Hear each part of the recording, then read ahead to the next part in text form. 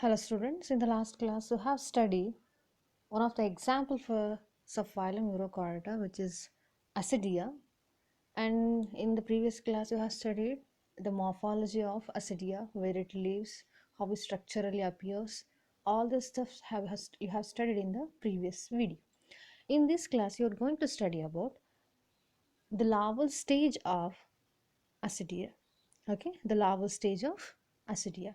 Well, Ascidia, as you all know, is a marine form, aquatic form, and it is actually it undergoes metamorphosis, which will have a larval stage, and that larval stage is called as Ascidian tadpole.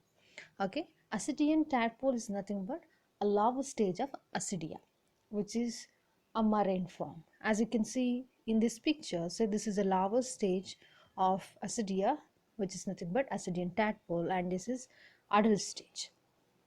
And the larva stage, why it is called as a tadpole? Because if you you know that the frog larva, which is actually called as a tadpole, right? So exactly the larva stage of Ascidia also have resemblance of frog tadpole. That's why it is actually called as the Ascidian tadpole, but the size is very small and it's a totally a marine form. Okay, so in this class we are going to study about the morphology of Ascidian tadpole.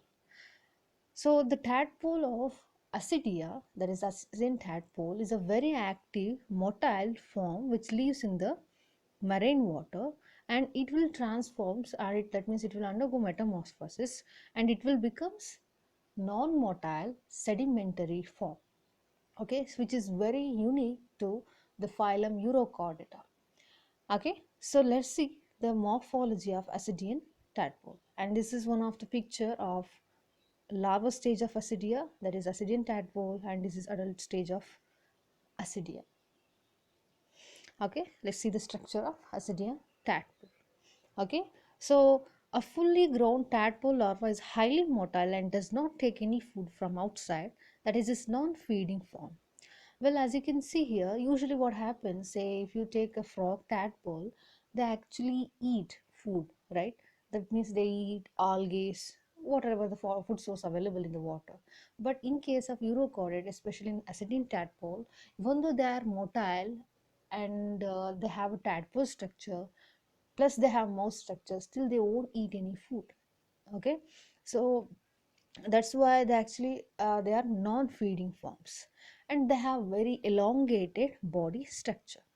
The body is more or less oval in outline shape, as you can see here. So this is actually a lateral view.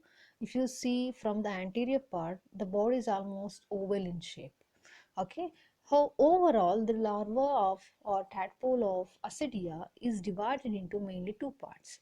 One is head portion and another one is tail portion. As clearly you can see here, so this is head portion. Okay, and this is whole part we actually consider it as a tail portion. Majorly they have head and tail part. The whole body is covered by tunic. You know that what is tunic. In the previous video you have studied what is tunic or test. Test or tunic is nothing but which is very specific to Urochordates, where the Urochordates will have, our Ascidian animals, they will have a layer of extra coating which is majorly made up of tunicin, which gives protection to this animal, called as tunic, right? So in this picture they haven't mentioned this tunic layer, but externally, that means outer layer body is actually covered by, whole body is covered by tunic. Okay, the head is elliptical and has three adhesive papillae or chin warts. Okay, so the head is elliptical, means body, the whole head is almost oval in shape. Okay, uh, as you can see here, the head portion almost look like this curved portion, right? That's why we call it as a elliptical. And then along with it they have three adhesive papillae, which is also called the chin warts. Warts is nothing but and bulged or extended portion, we call it as a warts. Chin warts means, you can say, this animal have any distinctive head portion, but still We could say it is a chin part, right? Of the chin parts, one of mid-dorsal placed and rest two are located ventrolaterally. Means the additional here they have mentioned that means the position of the additional papillae. Two of the adhesive papillae are present on the ventral region. Ventrolateral means ventral and dorsal, you know that. Say, so this is ventral and this portion is called the dorsal, right? That means the structure and mid dorsal, and one of the word is present the mid dorsal, right? So this is dorsal and this is ventral, right? So upper region of the mouth part is made up of one adhesive papillae, and rest of the two are located in the ventral lateral region. Ventral means below, lateral means either side. So if you see it in the aerial view or upper surface, it will be look like this. So this is the words present in low region, and this is one present in the upper region. Okay, so if this is a mouth, okay, two papillae here and one is upper part. So what is the function of this adhesive papillae? Majorly it secretes adhesive substance which is helpful for the adhesion. You know that they won't take any kind of food, right, when they are in the larva stage. Then why they need this adhesive papillae? Remember one thing, even though they are non-feeding forms, means they remain as a larva, mean as a tadpole, for limited hours. After this they will undergo metamorphosis. Through this they will become adult, and adult forms are sedentary, means they won't move, they will attach to substratum and they develop as adult. So for the settlement or for in order to attach to substratum, they use these papillae as a holding structure. Okay, they won't use it for feeding purpose.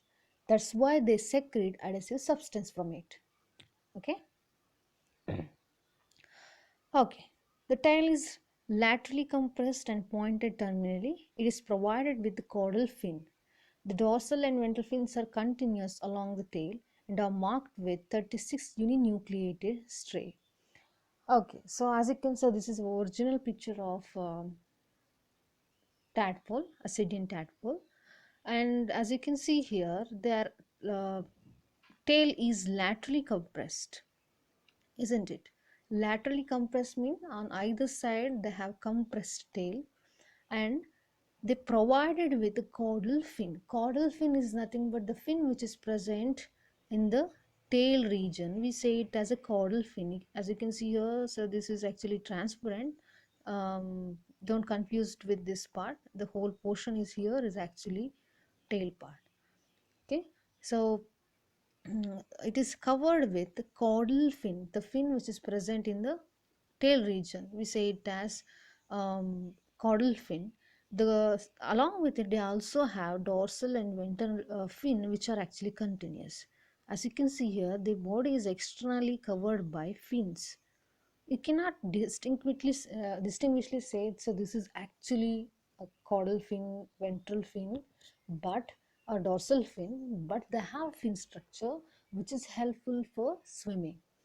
Okay, so all these fin structure made up of uninucleated striae.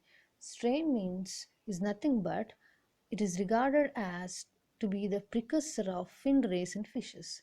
If you know what is striae is nothing but if you observe fishes, okay, so fishes they have fins, right? So these fins they made up of small lines, right, which are actually called as a fin rays. So these striae they are considered to be the main source for fin rays in fishes. That means some studies say that the fin rays are actually evolved in fishes by this striae which is present in the Ascidian tadpole. Okay. Next, the central nervous system is situated dorsal to the nerve notochord. Okay, the notochord is restricted only its tail region and it extends anteriorly up to the pharyngeal region and is ensheathed by gelatinous material. You know that, say, if you want to say an animal as a chordate, they should have notochord, right? Of course, these animals also have notochord, as you can see here. So this is an yellow color line which is present here, called as a notochord. And if you remember, I told you that, say, notochord, especially urochordates, they have a notochord which is confined to the tail region, right? They have notochord, but it is majorly present in the tail region, isn't it? See, as you can see here, this is yellow portion, which is nothing but notochord, majorly present in the tail region. Even they have some portion of notochord in head region, but majorly present in the tail part, right? And this notochord is covered by gelatinous material. Okay, and this the notochord, you know, that's so the notochord, which is followed by the nervous system, which is nothing but central nervous system. So the above this you can see a black line, which is nothing but nerve cord, right? So this is nerve cord, which forms the central nervous system in the head portion. Okay, so these notochord present just below the nerve cord. That means the nerve cord is present just above the notochord. You know that even in human beings we also have nerve cord just above the notochord. Okay, we have nerve cord just above the notochord. Next, the segmental muscle bands are present in the tail region, which are arranged on both sides of the nerve cord. The mouth is present and alimentary canal is rudimentary. The pharynx is sac-like and is well developed. So first point, the segmental muscle bands are present in tail region.